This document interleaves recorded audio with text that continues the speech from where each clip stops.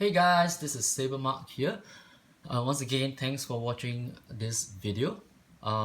Today we have a custom saber that we have just completed. This has taken us way longer than we have expected it, so our apologies to our customer for that. But because this itself is a extremely complex saber conversion, and as well as with all the different modification that needs to be done on this particular saber.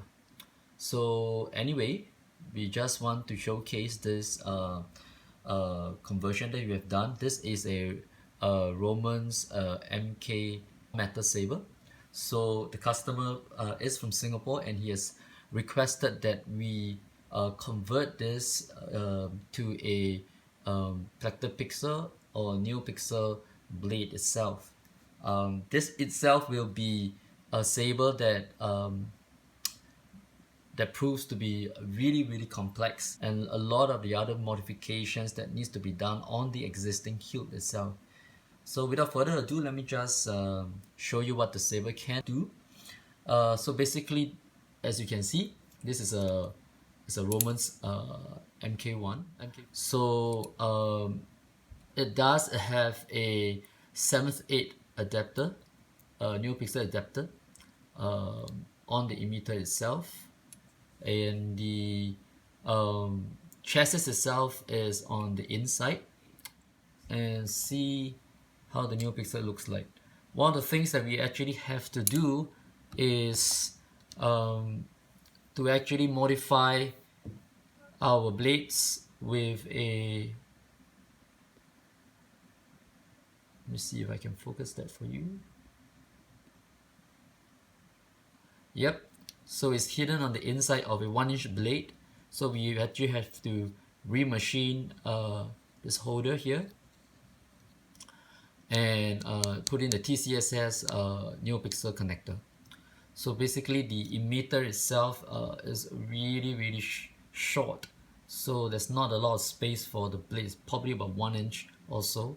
So we actually had to put the neopixel connector all the way on the inside. So without further ado, let me just put this in. And of course we change out the smaller screw with a larger M4 so that it has more holding power on this.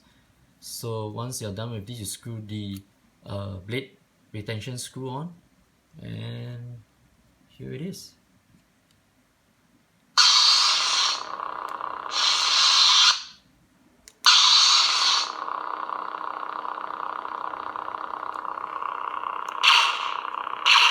So it has the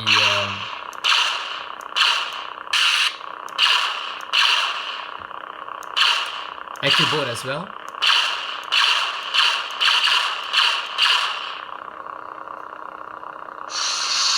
Turning off the saber. Color changing.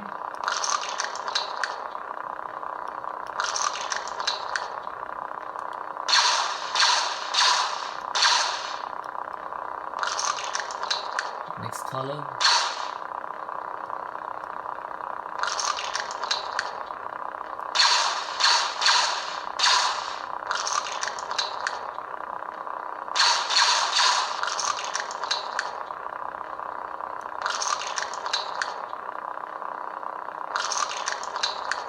So it has altogether 16 different colors, just like our SaberMach Master series itself.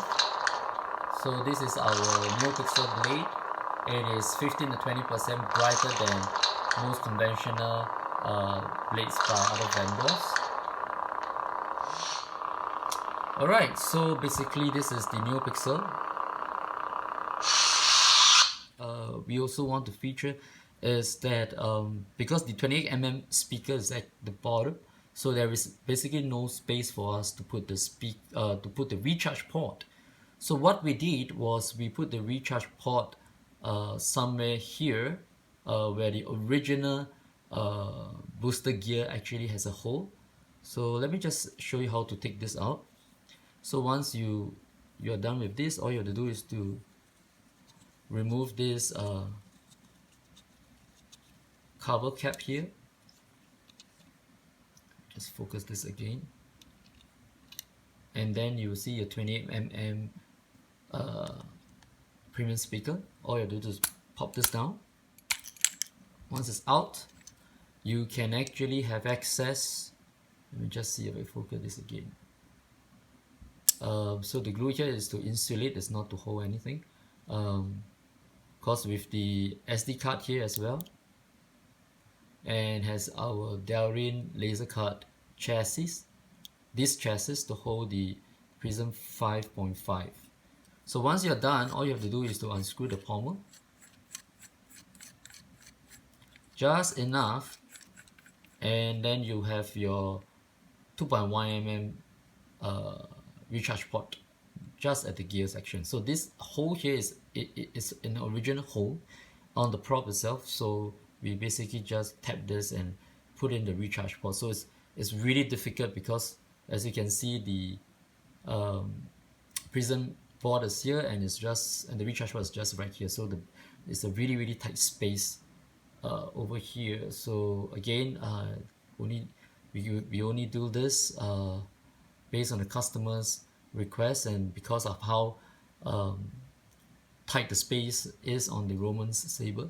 So this is the best conversion method that we think works for us with a 28mm base speaker. So all you have to do is put this in. So how the speaker holds itself is basically the cap here that we have the remachined, and then so this entire section is also remachined by us at SaberMach as well, so that it would fit the cap, the threaded cap here that we have. Alright, and after that, you have to put this in first.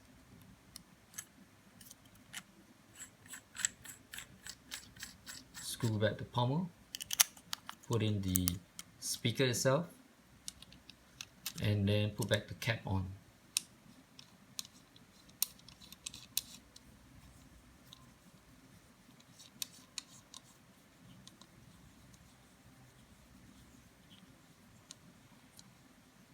So we basically like to do this so it's easier for us to turn the saber.